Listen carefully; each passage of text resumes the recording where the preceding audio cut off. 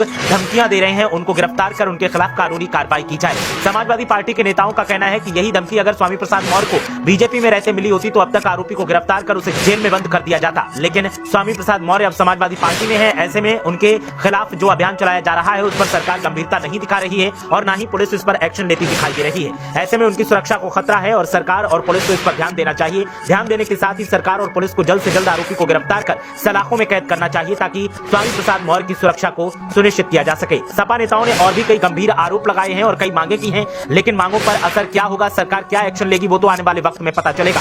फिलहाल सनसनी का दौर देखने को मिल रहा है और लगातार आरोप प्रत्यारोप का दौर चल रहा है। स्वामी प्रसाद मौर्य को जब से धमकी मिली है तब से लगातार समाजवादी पार्टी के नेता एक्शन की मांग कर रहे हैं, लेकिन सरकार की तरफ से अभी तक कोई ऐसा रुख नहीं दिखाया गया है जिससे लगे कि वो आरोपी के खिलाफ एक्शन लेने वाली है या फिर पुलिस कोई कार्रवाई करने वाली है।